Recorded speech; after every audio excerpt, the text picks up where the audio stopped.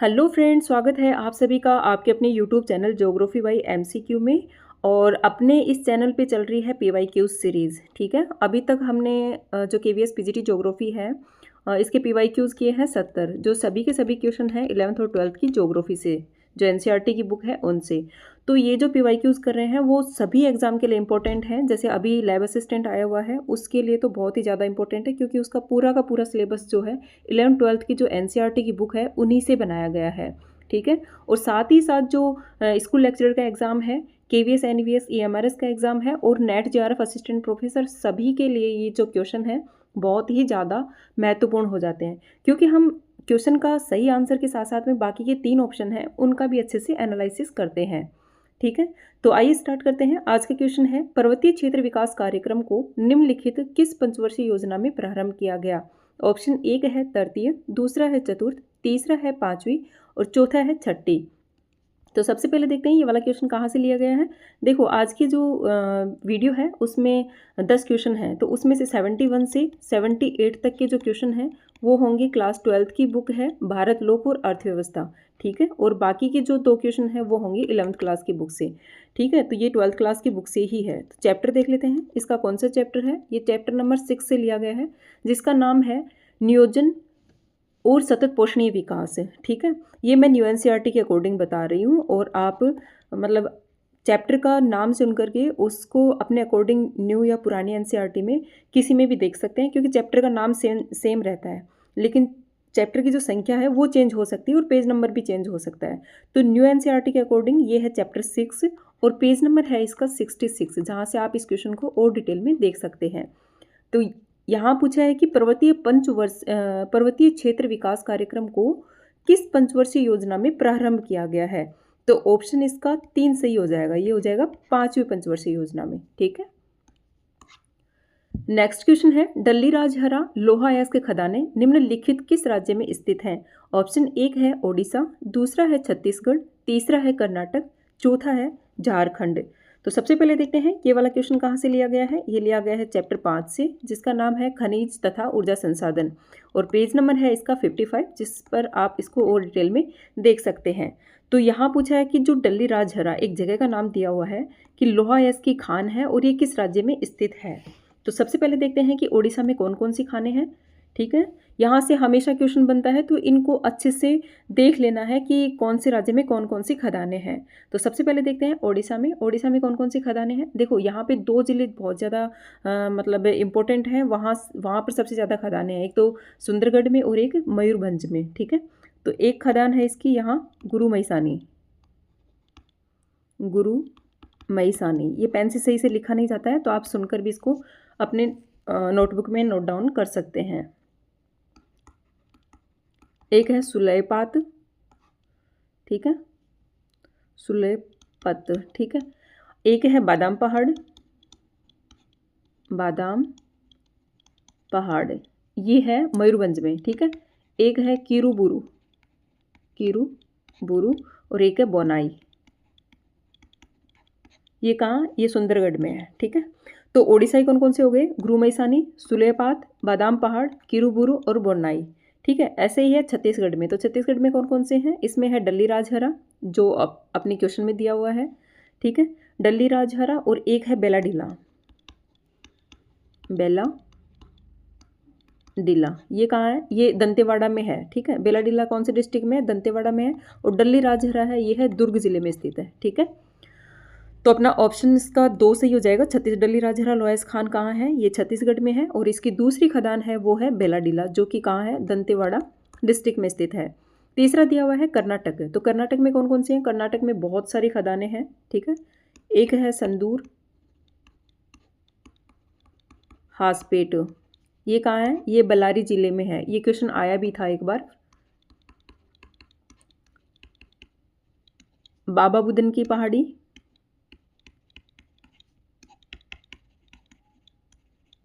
चिकमंगलुरु, ठीक है, कुद्रेमुख,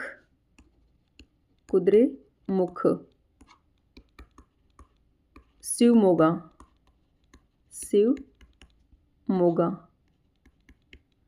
ठीक है, चित्रदुर्ग, और है तुमकुरू। ठीक है, तो आप देख लेना अच्छे से। ये कर्नाटक है। कर्नाटक में सुदूर हासपेट, बाबा बुदन की पहाड़ी, चिकमंगलुरु, कुद्रेमुख, शिवमोगा और चित्रदुर्ग। ऐसे ही है झारखंड। झारखंड में 2 जगह हैं, एक तो नोआमंडी और गुआ। ठीक है, तो एक बार फटाफट फिर से देख लेते हैं। ओडिशा में कौन कौन से हैं? गुरुमईसानी, सुलेपात, बादाम पहाड़, किरुबुरु और बोरनाई। ये हैं ओडिशा के लोएस्ट खदानें। छत्तीसगढ़ में है डलीराजहरा और बेलाडीला। ठीक है, कर्नाटक में है सुदूर हासपेट, बाबा बुदन की पहाड़ी, चिकमंगलुरु, कुद्रेमुख, शिवमोगा, चित्रदुर्ग और एक और है यहाँ पर तुमकुरू। ठीक है, ऐसे ही झारखंड में है नोआमंडी और गोवा। नेक्स्ट क्वेश्चन है, काकरापाड़ा नाभिकीय ऊर्जा परियोजना निम्नलिखित किस राज्य में स्थित है? ऑप्शन 1 है राजस्थान, दूसरा है कर्नाटक, तीसरा है गुजरात, चौथा है उत्तर प्रदेश। तो सबसे पहले देखते हैं ये वाला क्वेश्चन कहाँ से लिया गया है, चैप्टर 5 से। ठीक है, जो लास्ट क्वेश्चन था उसी से ये क्वेश्चन लिया गया है, खनिज तथा ऊर्जा संसाधन से। और पेज नंबर है इसका 61, जहाँ से इसको आप देख सकते हैं। इसमें पूछा है कि काकरापाड़ा नाभिकीय ऊर्जा परियोजना किस राज्य में स्थित है? तो सबसे पहले देखते हैं राजस्थान। तो राजस्थान में एक है रावतबाटा में। ठीक है, नाभिकीय ऊर्जा कहाँ है, नाभिक ऊर्जा संयंत्र कहाँ है? ये है रावतबाटा में। ठीक है, और अभी एक और बन रहा है नया बांसवाड़ा में। ठीक है, कर्नाटक में कौन कौन से हैं? कर्नाटक में है कैगा। यहाँ से मिलान वाले क्वेश्चन हमेशा पूछे जाते हैं, तो इनको बहुत अच्छे से देखना है। ठीक है, कर्नाटक में है कैगा, गुजरात में है काकरापाड़ा और यूपी में है नरोरा। ठीक है, तो इसमें पूछा है काकरापाड़ा नाभिकीय ऊर्जा परियोजना कहाँ है? तो इसका ऑप्शन 2-3 सही हो जाएगा, गुजरात में काकरापाड़ा है। इसके अलावा 2-3 और जगह हैं, जैसे महाराष्ट्र में है तारापुर। ठीक है, और एक है तमिलनाडु में है कल्पकम। ठीक है, एक बार फटाफट फिर से देख लेते हैं इनको। राजस्थान में देखो नाभिकीय ऊर्जा संयंत्र कहाँ कहाँ है और कौन कौन से हैं, कहाँ कहाँ है। ये राजस्थान में है रावतबाटा, कर्नाटक में है कैगा, गुजरात में है काकरापाड़ा, यूपी में है नरोरा, महाराष्ट्र में है तारापुर और तमिलनाडु में है कल्पकम। ठीक है, ये बहुत ज़्यादा इंपॉर्टेंट है, हर बार कोई ना कोई एग्जाम में पूछ ही लिया जाता है। नेक्स्ट क्वेश्चन है, स्थलाकृतिक जलीय एवं अन्य बाधाओं के कारण निम्नलिखित प्रतिशतों में से कौन सा भारत में उपलब्ध धरातलीय जल उपयोग योग्य को प्रदर्शित करता है? ऑप्शन 1 है 60%, दूसरा है 48%, तीसरा है 32%, चौथा है 71%। तो सबसे पहले देखते हैं ये वाला क्वेश्चन कहाँ से लिया गया है। ये लिया गया है चैप्टर 4 से, जिसका नाम है जल संसाधन। ठीक है, चैप्टर 4 और पेज नंबर देखेंगे इसका 42। ठीक है, तो 42 पे क्या दिया हुआ है कि स्थलाकृतिक जलीय एवं अन्य बाधाओं के कारण निम्नलिखित प्रतिशतों में से कौन सा भारत में उपलब्ध धरातलीय जल उपयोग योग्य को प्रदर्शित करता है? तो ऑप्शन इसका 3 सही हो जाएगा, 32%।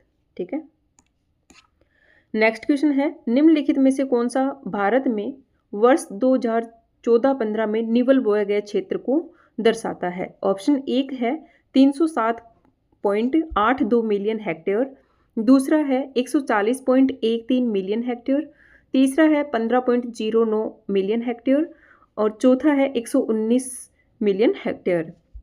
तो सबसे पहले देखेंगे ये वाला क्वेश्चन कहाँ से लिया गया है, चैप्टर 3 से। ठीक है, जिसका नाम है भू संसाधन तथा कृषि। सबसे पहले इसमें देखेंगे कि निवल बोया गया क्षेत्र क्या होता है। ठीक है, निवल बोया गया क्षेत्र को होता है कि मतलब एक ऐसी भूमि जहाँ पर फसलें उगाई और काटी जाती हैं, जहाँ पे क्या किया जाता है, फसलें उगाई और काटी जाती हैं। तो वो क्षेत्र क्या कहलाएगा, वो कहलाएगा निवल बोया गया क्षेत्र। तो इसका सही आंसर कौन सा हो जाएगा, इसका सही आंसर हो जाएगा 140.13 मिलियन हेक्टेयर जो क्षेत्र है वो निवल बोया गया क्षेत्र है 2014-15 के अनुसार है। ठीक है, तो ऑप्शन 2 सही हो जाएगा इसका। नेक्स्ट क्वेश्चन है, FAO के कृषि आंकड़ों के अनुसार निम्नलिखित किन फसलों में से वर्ष 2018 में विश्व उत्पादन में भारत प्रथम क्रम पर था? ठीक है, ये 2018 के अनुसार पूछ रहा है। ठीक है, पहला है ए है चावल, बी है गेहूं, सी है जूट, डी है गन्ना। सही विकल्प चुने। ऑप्शन 1 है ए सी तथा डी, दूसरा है सी तथा डी, तीसरा है केवल सी, चौथा है केवल डी। तो सबसे पहले देखते हैं ये वाला क्वेश्चन कहाँ से लिया गया है, चैप्टर 3 से, जो लास्ट वाला क्वेश्चन था भू संसाधन तथा कृषि, ठीक है। और पेज नंबर है इसका 32 जहाँ से क्वेश्चन लिया गया है। तो इसमें पूछा है कि FAO के कृषि आंकड़ों के अनुसार निम्नलिखित किन फसलों को वर्ष 2018 में विश्व उत्पादन में भारत प्रथम क्रम पर था। मतलब ये जो 4 फसल दी हुई है, 2018 में भारत विश्व में प्रथम उत्पादन कौन सी फसल का कर रहा था। तो सबसे पहले देखते हैं चावल। देखो चावल तो नहीं आएगा चावल, लेकिन अभी जो 2024-25 के आंकड़े हैं उनके अकॉर्डिंग जो है चाइना को पीछे छोड़ते हुए भारत विश्व का सर्वाधिक चावल उत्पादन करने वाला देश बन गया है। ये अभी के अकॉर्डिंग है, ठीक है, लेकिन इसमें पूछा है 2018 के अकॉर्डिंग, ठीक है। गेहूं, तो गेहूं भी नहीं आएगा, इसमें भी चीन आता है। जूट, तो ऑप्शन सी सही है इसका। जूट में 2018 में भारत जो है विश्व में प्रथम स्थान पर था जूट उत्पादन में, ठीक है।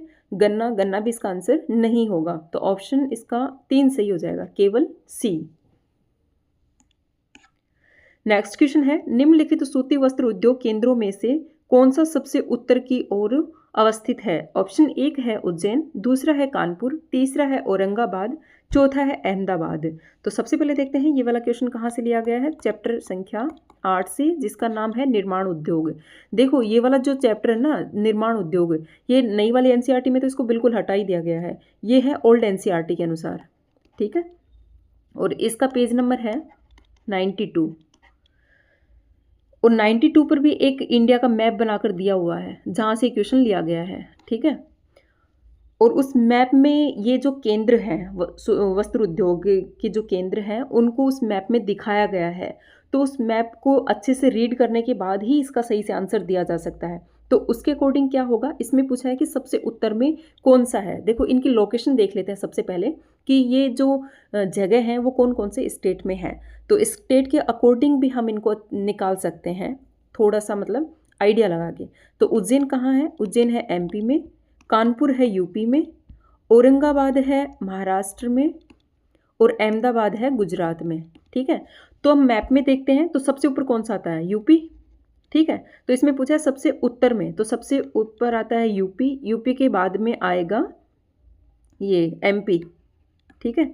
MP के बाद में आता है गुजरात, और गुजरात के बाद में क्या आएगा, महाराष्ट्र। तो सबसे फर्स्ट नंबर पे उत्तर में कौन सा आ जाएगा, उत्तर में आ जाएगा कानपुर, ठीक है। फिर उसके नीचे आएगा उज्जैन, फिर आएगा अहमदाबाद, ठीक है।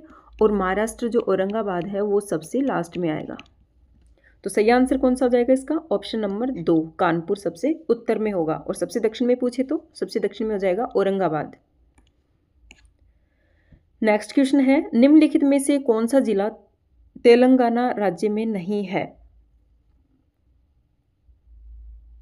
ऑप्शन 1 है वारंगल, दूसरा है नलगोंडा, तीसरा है मेडक, चौथा है नेल्लोर,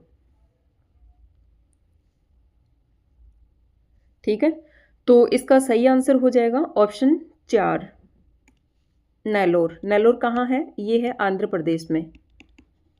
और जो बाकी के 3 कहाँ हैं, ये है तेलंगाना में, ठीक है। तीनों कहाँ हैं, ये तेलंगाना में, वारंगल, नलगोंडा और मेडक ये है तेलंगाना में, और नेल्लोर है आंध्र प्रदेश में। तो ऑप्शन 4 सही हो जाएगा इसका।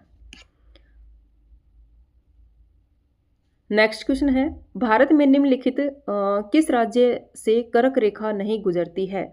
ऑप्शन 1 है राजस्थान, दूसरा है झारखंड, तीसरा है त्रिपुरा, चौथा है मणिपुर।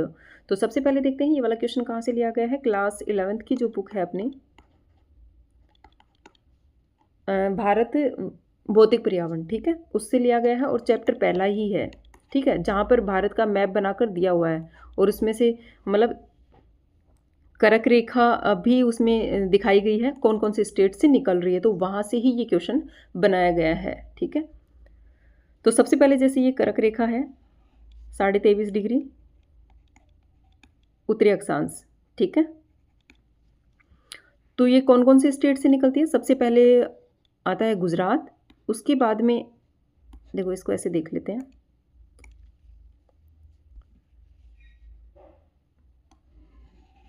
ये क्या है, ये है 23.5 डिग्री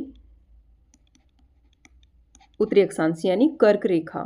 तो सबसे पहले ये कहाँ से गुजरेगी? ये निकलेगी गुजरात से। गुजरात के बाद में आएगा राजस्थान, ठीक है। राजस्थान के बाद में है एमपी। एमपी के बाद में आ जाएगा छत्तीसगढ़। छत्तीसगढ़ के बाद में आ जाएगा झारखंड। झारखंड के बाद में आएगा वेस्ट बंगाल, फिर आएगा त्रिपुरा, और सबसे लास्ट में हम देखेंगे मिजोरम। लेकिन ऑप्शन में क्या दिया है? यहाँ दिया है मणिपुर। तो इसमें पूछा है कि कर्क रेखा कौन से राज्य से नहीं गुजरती है? तो राजस्थान से गुजरती है, झारखंड से गुजरती है, त्रिपुरा से गुजरती है, लेकिन मणिपुर से नहीं गुजरेगी, ये गुजरती है मिजोरम से। तो कुल मिला के जो कर्क रेखा है भारत के कितने स्टेट से गुजरती है? ये गुजरती है 8 स्टेट से। गुजरात, राजस्थान, एमपी, छत्तीसगढ़, झारखंड, वेस्ट बंगाल, त्रिपुरा और मिजोरम। नेक्स्ट क्वेश्चन है, गरसोपा जोग जलप्रपात निम्नलिखित किस नदी पर अवस्थित है? ऑप्शन 1 है जुआरी, दूसरा है काली नदी, तीसरा है ब्राह्मणी नदी, चौथा है शरावती। तो सबसे पहले देखते हैं ये वाला क्वेश्चन कहाँ से लिया गया है। ये क्लास 11th की बुक है और उसका चैप्टर है 3, अपवा तंत्र जिसका नाम है, ठीक है। वहाँ से क्वेश्चन लिया गया है और यहाँ भी मतलब एक पेज नंबर 29 पे है और नीचे एक बॉक्स बनाकर दिया हुआ है, उसमें ये लिखा हुआ है, ठीक है। डायरेक्ट लाइन टू लाइन इसका नहीं लिखा हुआ है कि भाई गरसोपा जलप्रपात इस नदी पर बना हुआ है, ठीक है। तो गरसोपा जलप्रपात कहाँ है? देखो, गरसोपा जलप्रपात है कर्नाटक में, ठीक है। और कर्नाटक में कौन सी नदी बह रही है? इसमें है शरावती नदी। तो ऑप्शन इसका 4 सही हो जाएगा। गरसोपा जलप्रपात शरावती नदी पर स्थित है। तो आज के अपने 10 क्वेश्चन यहीं समाप्त होते हैं। बाकी के क्वेश्चन हम आगे की वीडियो में करेंगे। आज के लिए इतना ही। Thank you.